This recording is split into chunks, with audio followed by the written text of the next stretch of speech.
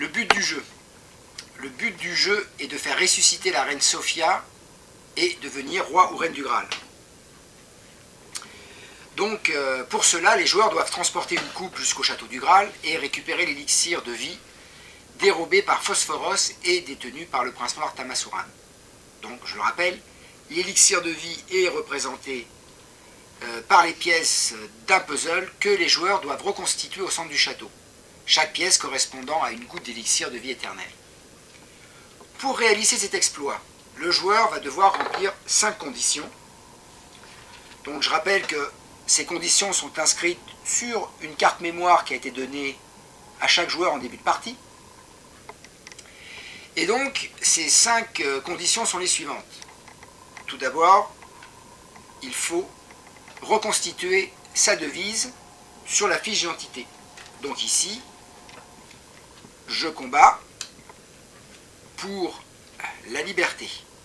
Donc je rappelle que quand la devise est reconstituée, le pion couleur du départ devient magique. Il faut aussi devenir dame ou chevalier vertueux, d'au moins une vertu. Donc pour cela, il faut gagner minimum 3 qualités. Donc voilà, 3 qualités par exemple d'une vertu. Ça c'est vraiment le minimum. Et quand vous avez gagné 3 qualités, vous avez le droit à votre médaillon.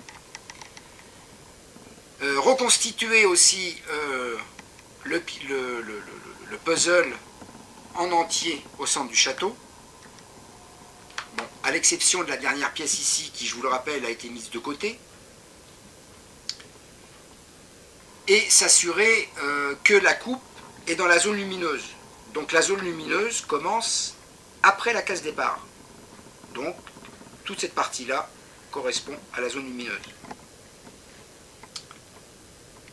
Et enfin, une fois que tous les joueurs vont être autour du château, le joueur qui va gagner devra tomber sur la case couronne. À ce moment-là, le dernier joueur, enfin le joueur qui va tomber sur la case couronne, prendra la dernière pièce de casse-tête et viendra la poser à son emplacement sur le puzzle. Et il sera alors sacré roi ou reine du Graal.